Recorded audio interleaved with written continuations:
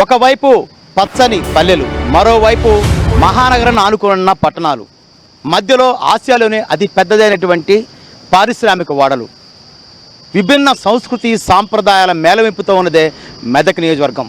ఈ నియోజకవర్గం ఏర్పడినప్పటి నుంచి బీఆర్ఎస్ పార్టీనే గెలుచుకుంటూ వస్తుంది.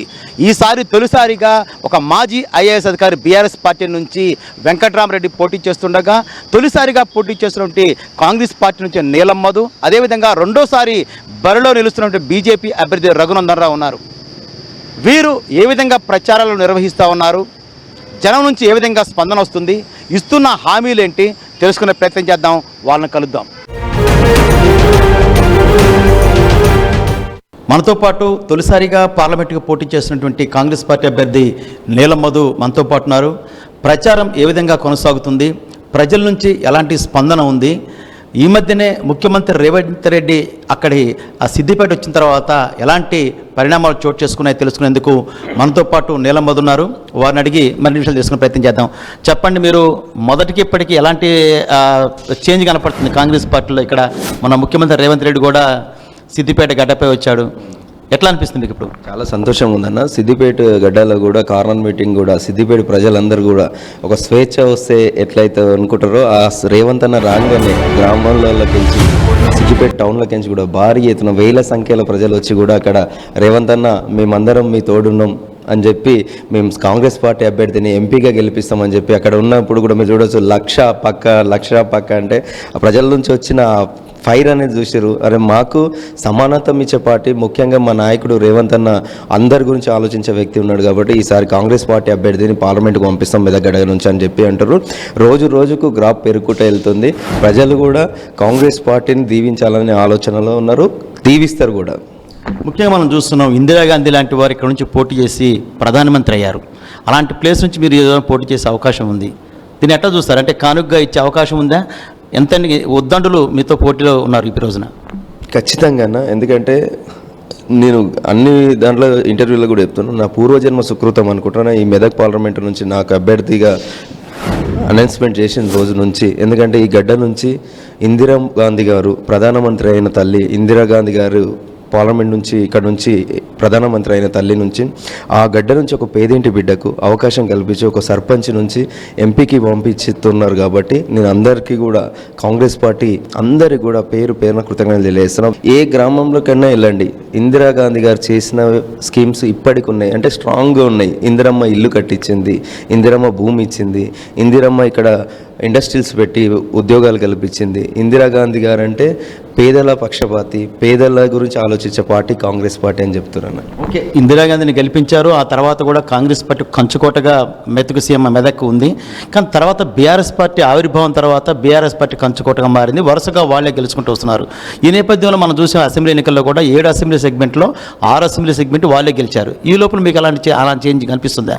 ఖచ్చితంగా ప్రజలు కూడా చెప్తున్నా, గతంలో వాళ్ళని ఆల్రెడీ చూసినాం. మళ్ళీ ఇందిరమ్మ ప్రభుత్వం నడుస్తుంది, కాంగ్రెస్ పార్టీ అధికారంలో ఉంది. కాంగ్రెస్ పార్టీ ప్రజాపాలన, మనందరి పాలన, ప్రజల నాయకుడు, సంక్షేమ పథకాలు 6 గ్యారెంటీలు 5 గ్యారెంటీలు అందుబాటులో ఉండే నాయకుడు, స్వేచ్ఛనిచ్చే నాయకుడు రేవంత్ అన్న ఉన్నాడు. కాబట్టి ఈరోజు 6 సెగ్మెంట్లలో వాళ్ళు ఎమ్మెల్యేలు గెలిచిన, ఒక సెగ్మెంట్లో మా ఎమ్మెల్యే మెదక్లో గెలిచిన, అందరూ కూడా క్యాడరు అందరూ కూడా ప్రజలు, మెదక్ ప్రజలందరూ కూడా ఈ కాంగ్రెస్ సీటు గెలిపించి సోనియా గాంధీ గారికి గిఫ్ట్ ఇద్దాం. ఎందుకంటే తల్లి సోనియా గాంధీ గారు తెలంగాణ ఇచ్చిన తల్లి, మనకు అన్ని రకాలుగా ఈ మెదక్ పార్లమెంట్ అభివృద్ధి చేసిన పార్టీ కాంగ్రెస్ పార్టీ.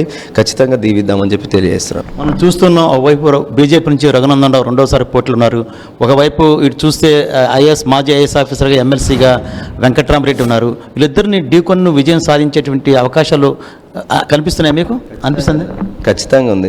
రఘునందన్ రావు గారు సిట్టింగ్ ఎమ్మెల్యే ఉండే, ఆ దుబాక ప్రజలకు ఏవైతే హామీలు ఇచ్చిండో అవన్నీ నెరవేర్చలేడు. దుబాకలనే గెలవలేని వ్యక్తి ఈరోజు మెదక్ పార్లమెంట్కి ఏం చేస్తాడు? అదేవిధంగా వెంకట్రామరెడ్డి గారి గురించి తెలుసు. బీఆర్ఎస్ పార్టీల కార్యకర్తలైన నాయకులు ఒకసారి ఆలోచన చేయండి. పార్టీ గురించి ఎన్నో సేవలు చేసి మీరు ఉద్యమంలో పాల్గొని అన్నీ చేసిరు. మీకు పార్టీలో క్యాండిడేట్లే లేరా? ఆయన స్థానికంగా ఇక్కడ వ్యక్తి కాదు. అదేవిధంగా మళ్ళీ ఎమ్మెల్సీ ఉన్నాడు. ఒక డబ్బు ఉన్న వ్యక్తికే బీఆర్ఎస్ పార్టీ పట్టం కడుతుంది. కాంగ్రెస్ పార్టీ ఒక పేదింటి బిడ్డకు, మీ మధ్యలోకి వచ్చిన బిడ్డకు అన్ని వర్గాలను కలుపుకోయే పార్టీ కాంగ్రెస్ పార్టీ. కాంగ్రెస్ పార్టీని దీవిస్తాం మేము ఖచ్చితంగా. వాళ్ళిద్దరి మీద నీలం మధు ఎప్పుడు ప్రజల మధ్యలో ఉంటాడో, అందుబాటులో ఉంటాడో, ఒక మానవతావాది, ఖచ్చితంగా మధుకు వేస్తామని చెప్పి తెలియజేస్తారన్న. ఒకవైపు మాజీ ముఖ్యమంత్రి కేసీఆర్ గజ్వేల్ నుంచి ఉన్నారు, ఒకవైపు హరీష్ రావు సిద్దిపేట నుంచి ఉన్నారు. వీరిద్దరు వ్యూహాల ముందు మీరు నెగ్గురాగలుగుతారా? ఉందా మీకు అట్లా? ఎన్ని చెప్తా పథకాలు ఎన్ని ఓకే, కానీ వీళ్ళిద్దరు వ్యూహాల ముందు మధు నెగ్గుతాడా? ఖచ్చితంగా నెగ్గుతాడు. మధు ఒక్కడే కాదు కదా, నా వెంబడే సీఎం రేవంత్ రెడ్డి గారు ఉన్నారు, మా పార్టీ నాయకత్వం ఉంది. ఖచ్చితంగా వాళ్ళ వ్యూహాలన్నీ కూడా తిప్పి కొడతాం. గ్రామ పంచాయతీలో కూర్చున్న నీలం మధు ఈ రోజున భారత పార్లమెంట్కి వెళ్ళాలని కళ్ళగంటున్నాడు. ఈ ఓటర్లని చివరిసారికి మీరు ఏం కోరుతున్నారు? ఏం చెప్తాల్సిన ఓటర్లకి మీరు? సర్పంచ్గా ఉన్నప్పుడు చాలా అనుభవం వచ్చింది. ఎందుకంటే కేంద్రం నుంచి వచ్చే నిధులైనా, రాష్ట్ర నిధులైనా గ్రామంలో గ్రౌండ్ టు ఎర్త్ తీసుకుపోయేది సర్పంచే. చాలా అనుభవాలు ఉంటాయి. కిందికి స్థాయికి ప్రజలకు ఏం జరుగుతుంది, ఏం కావాలని సర్పంచ్లకు తెలుసు. ఆ సర్పంచ్ని పార్లమెంటుకు పంపిస్తారు కాబట్టి కింది వర్గాల ప్రజలు ఏం కోరుకుంటారు, వాళ్ళ గొంతు అయి ఉంటా వాళ్ళ సమస్యలేని ఆ సమస్యలుగా తీసుకొని ఆ సమస్యల పరిష్కారంగా భాగంగా పనిచేస్తా. మెదక్ పార్లమెంట్లో ఉన్న ప్రజలందరూ కూడా నన్ను దీవించి నాకు చేతి గుర్తుకు ఓటేసి గెలిపేయండి, మీకు సేవ చేసే భాగ్యం కల్పించాలని మనస్ఫూర్తిగా కోరుకుంటున్నాను. ఇది పరిస్థితి. మొత్తం మీద చూసుకున్నప్పుడు నీలం మధు తన యొక్క గెలుపు ధీమాన్ని వ్యక్తం చేస్తున్నాడు. తన వెనక ముఖ్యమంత్రి రేవంత్ రెడ్డితో పాటు పార్టీకి సంబంధించిన జిల్లా సంబంధించిన మంత్రులు, ఎమ్మెల్యేలు అదేవిధంగా సీనియర్ నాయకులందరూ తన వైపు ఉన్నారు. కేంద్రంలో రాబోయేది కాంగ్రెస్ ప్రభుత్వమే కాబట్టి ప్రజలను దీవించాలని, పార్లమెంటుకి పంపాలని కోరే పరిస్థితి కనిపిస్తుంది. నెక్స్ట్ మనం ఇక్కడ నుంచి నెక్స్ట్ బీజేపీ అభ్యర్థిగా ఉంటే రఘునందన్ దగ్గరికి వెళ్దాం. ఆయన ఏం చెప్తాడో తెలుసుకునే ప్రయత్నం చేద్దాం.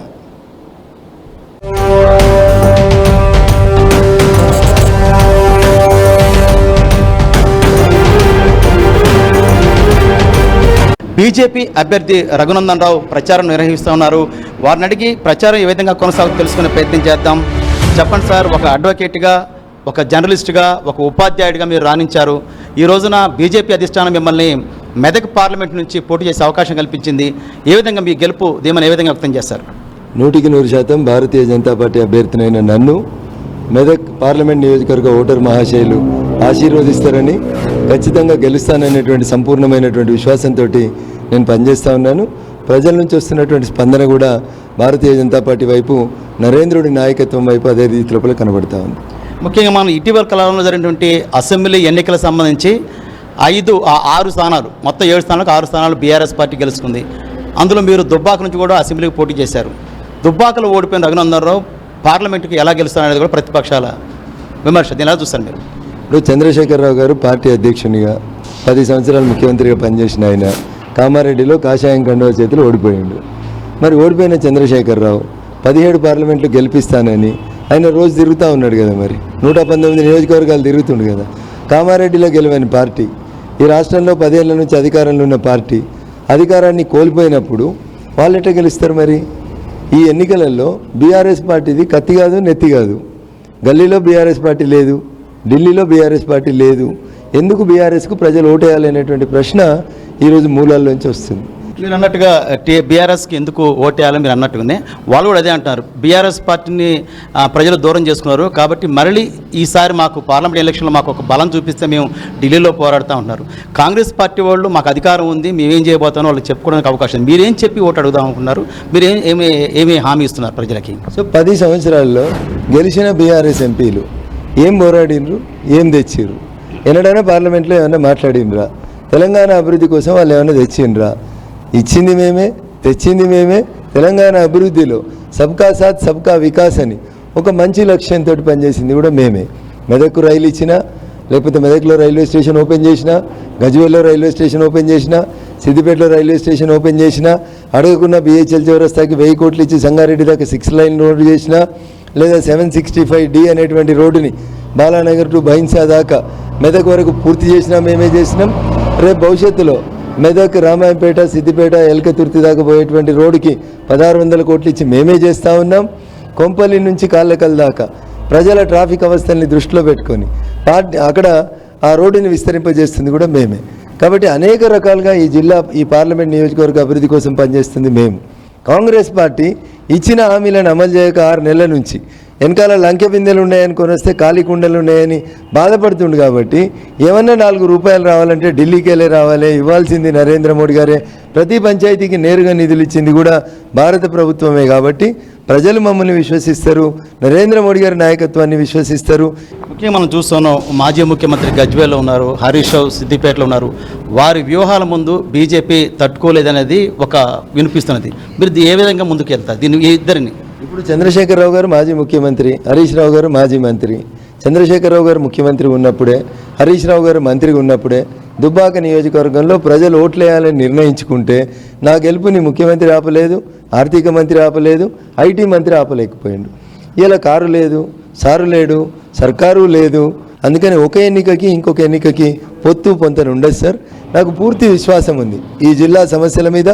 గత 2 దశాబ్దాలుగా కొట్లాడిన వ్యక్తిగా జై తెలంగాణ నుంచి జై హింద్ జై భారత్ దాకా ప్రతి అంశం మీద మాట్లాడగలిగినటువంటి వ్యక్తిని కాబట్టి ఈ జిల్లా ప్రజలు ఎట్లయితే దుబ్బాకలో నాకు ఆశీస్సులు ఇచ్చిండ్రో అట్లే నన్ను ఈసారి ఆశీర్వదించి మెదక్ పార్లమెంట్కి పంపుతారు. మీరు అన్నట్టుగానే బీజేపీ మిమ్మల్ని ఎట్లయితే ఆశీర్వదించి పంపించిందో బీఆర్ఎస్ పార్టీ కూడా వెంకట్రామరెడ్డిని ఆశీర్వదించి పంపించింది. మాజీ కలెక్టర్గా ఉన్నాడు.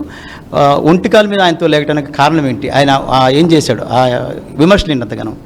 వెంకట్రామరెడ్డి గారికి మెదక్ జిల్లాకి సంబంధం లేదు, ఆయనకు పేగుబంధం లేదు, ఆయనది మెదక్ జిల్లా కాదు. మెదక్ జిల్లాకి 30 మంది కలెక్టర్లు పనిచేస్తే అందులో ఒక కలెక్టర్ వెంకట్రామరెడ్డి గారు.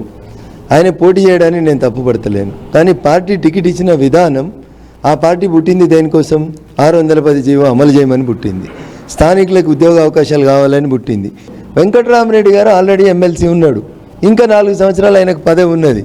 పిల్లికి బిచ్చమయ్యేనోడు, రింగ్ రోడ్ పేరిట భూములు కబ్జాలు చేసినోడు, కలెక్టర్ ఉండే అసైన్మెంట్ భూములని బినామీ కంపెనీలకు చేసి పెట్టినోడు. గట్లాంటి వ్యక్తికి ఇప్పుడు మీరు టికెట్ ఇవ్వడం వెనకాల ఉన్న ఆంతర్యం ఏందనేది జై తెలంగాణ అన్న వ్యక్తిగా, జలదృశ్యానికి సున్నమేసినటువంటి హక్కుదారుగా, బరాబరి తెలంగాణ గొంతుకగా నేను వెంకట్రామరెడ్డి గారిని విమర్శిస్తున్నాను తప్ప వ్యక్తిగతంగా నాకు వెంకటరామరెడ్డి గారికి ఏం పంచాయతీ ఉంటుంది? మాకేమైనా గట్టి పంచాయతీ ఉందా? నాకు ఆయన లెక్క భూములు కబ్జా చేసుకోవడం రాదు, ఆయన లెక్క అసైన్మెంట్ భూములు అలొకేషన్ చేసుకోవడం రాదు.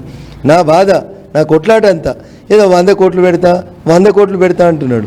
100 కోట్లు పెట్టేది ఉంటే 2021లో ఎమ్మెల్సీ అయిన మీరు 2022లో ఎందుకు పెట్టలే? 2023లో ఎందుకు పెట్టలే? ఒకవేళ నిజంగా మీకు ప్రజాసేవ చేయాలని ఉంటే ఇంకా 4 ఏళ్ళు ఉంది కదా మీ ఎమ్మెల్సీ, ఈ 4 ఏళ్ళు చేయండి. Why you are competing for MP? ఫైనల్గా మీరు ఓటర్లకు ఏం చెప్పదలుచుకున్నారు ఈ ఎన్నికల్లో? ఈ ఎన్నికల్లో కారు కోటేస్తే కేసీఆర్ ముఖ్యమంత్రి కాడు, ఈ ఎన్నికల్లో చెయ్యి కోటేయకపోతే రేవంత్ రెడ్డి దిగిపోడు.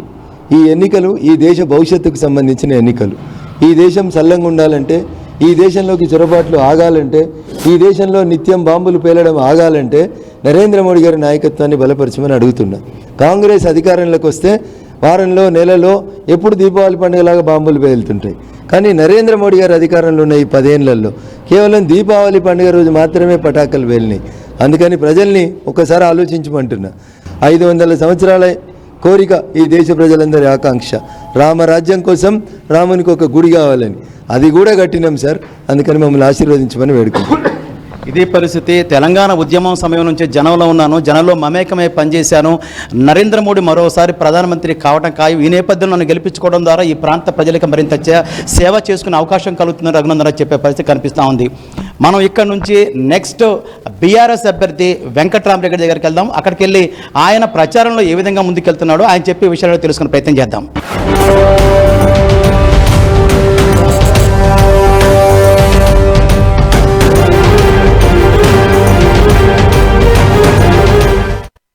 బీఆర్ఎస్ అభ్యర్థిగా ఉన్నటువంటి వెంకట్రామరెడ్డిని కలుసుకుంటున్నాం, వారితో మాట్లాడే ప్రయత్నం చేద్దాం. ప్రచారాలు ఏ విధంగా ఉన్నాయి, ఇస్తున్న హామీలు ఏంటి, గెలుపు ధీమా ఏ విధంగా ఉందనేది కూడా మనం తెలుసుకునే ప్రయత్నం చేద్దాం. చెప్పండి, మొత్తం మీద చూసుకున్నప్పుడు మీరు ప్రచారంలో అందరికంటే ముందున్నారు. ఎన్నికల షెడ్యూల్ వచ్చిన తర్వాత ఇప్పటివరకు జరుగుతున్న ప్రచారం చూసుకుంటే మీకు ఎలాంటి స్పందన కనిపిస్తుంది జనం నుంచి? ప్రచారం విశేషంగా ఉంది, స్పందన, ప్రజాస్పందన అన్నిటికన్నా ఎక్కువ మెదక్ బీఆర్ఎస్ పార్టీకి కంచుకోట. మెదక్ పార్లమెంట్ సీటు ఎప్పుడు కూడా బీఆర్ఎస్ పార్టీకి ఉండింది. తర్వాత నాకు అక్కడ పనిచేసిన అనుభవం, ప్రజల గుర్తింపు, 3 జిల్లా కలెక్టర్లుగా పనిచేసిన అనుభవం. బేసికల్గా ఏంటంటే Sangareddy collector, Medak collector, Siddipet collector, ఈ 3 కూడా మెదక్ పార్లమెంట్ నియోజకవర్గంలో భాగం. 11 సంవత్సరాల ప్రజల మధ్యలో ఉన్న ఆఫీసర్గా కేసీఆర్ గారు ప్రాతినిధ్యం వహిస్తున్న గజ్వేల్ కూడా ఈ పార్లమెంట్లో భాగం. గౌరవనీయులు హరీష్ రావు గారు ప్రాతినిధ్యం వహిస్తున్న సిద్దిపేట కూడా ఇది ఇందులో భాగం. సో దీనికి పూర్తిగా అంటే క్యాడర్ బాగా ఉన్న ప్రాంతం, అజిటేషను పోరాటం తెలంగాణ కొరకు ఇక్కడ సిద్దిపేట నుంచి స్టార్ట్ కావటం, తర్వాత తెచ్చిన తెలంగాణను నిలబెట్టే అంటే గట్టిగా పునాది లేసింది సిద్దిపేట జిల్లా, ప్రాజెక్టుల నిర్మాణం సిద్దిపేట జిల్లా, అభివృద్ధికి సిద్దిపేట జిల్లా. సో ఈ విధంగా అన్ని అడ్వాంటేజెస్ ఉన్నాయి. There is not even single minus point. ముఖ్యంగా మీ మీద జరుగుతుంటే ఫేక్ ప్రచారాలు అయితే బాగా విస్తృతం జరుగుతున్నాయి. ఇన్ని సంవత్సరాలు సుదీర్ఘకాలం ఈ జిల్లాలో పనిచేశారు, మీరు ప్రజలతో మంచి మమేకమై పనిచేశారు. కానీ మీ మీద నుండి ఆరోపణలు ఎట్లా చూస్తారు మీరు? అంటే మా ప్రత్యర్థి నీచ రాజకీయాలకు పాల్పడుతున్నాడు. సో ఆయనకి ఏంటంటే ఓటమి భయం బాగా వచ్చింది. ఎప్పుడైతే నాకు క్యాండిడేచరు బీఆర్ఎస్ పార్టీ నుంచి డిక్లేర్ అయిందో అప్పటి వరకు ఆయన గెలుపు అనుకున్నాడు. తర్వాత ఇంకా ఆయన టోటల్గా అవుట్ ఆఫ్ ద స్కోప్ లేదు, ఆయనకు అసలు అవకాశం లేదు. ఆయనకి ఏంటంటే బేసికల్గా స్వతహాగా మనిషి క్యారెక్టర్ ప్రజలకు బాగా తెలుసు. ఇప్పుడు పటాన్చెరులో మీ విలేకరికి కూడా పనిచేశాడు గతంలో. ఆయనే పటాన్చెరులో ఇప్పటికీ ఇండస్ట్రీస్లకు ఫోన్ చేస్తూ ఉన్నాడు, ఇప్పటికీ మామూలు తీసుకుంటా ఉన్నాడు, ఎలక్షన్ పేరిట డబ్బులు వసూలు చేస్తూ ఉన్నాడు. సో అది ఆయన నేపథ్యం.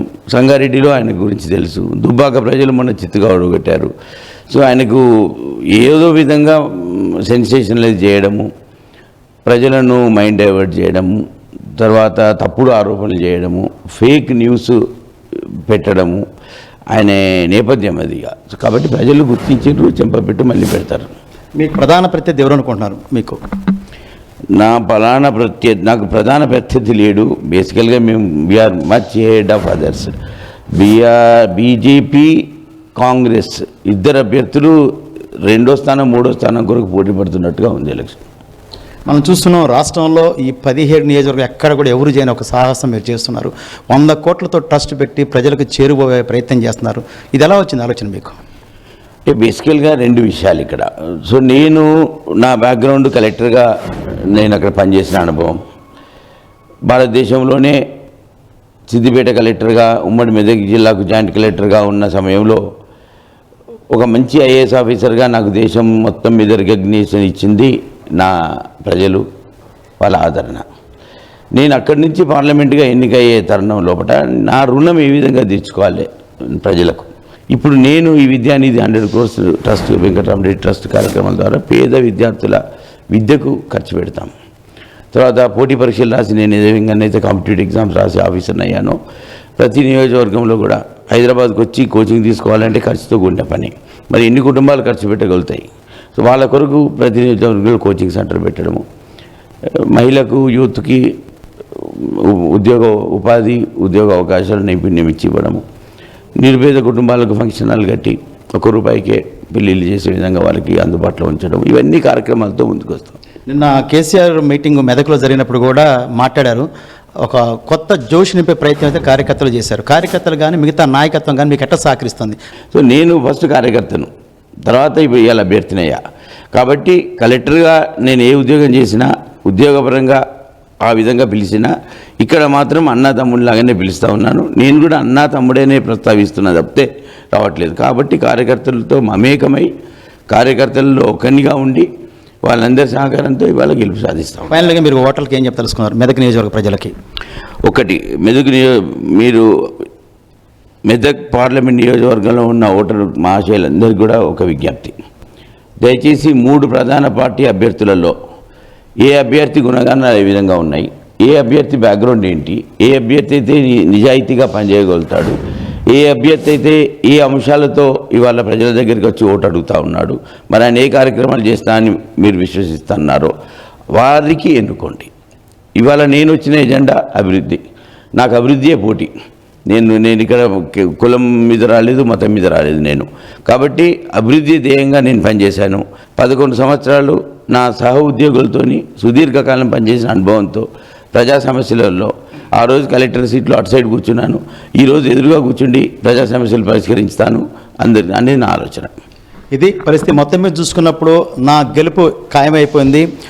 మాజీ ముఖ్యమంత్రి కేసీఆర్ అదేవిధంగా హరీష్ రావు గారు పూర్తిగా సహకరిస్తూ నా గెలుపుని ఉద్దేశిస్తూ మద్దతు ఇస్తూ ఉన్నారు.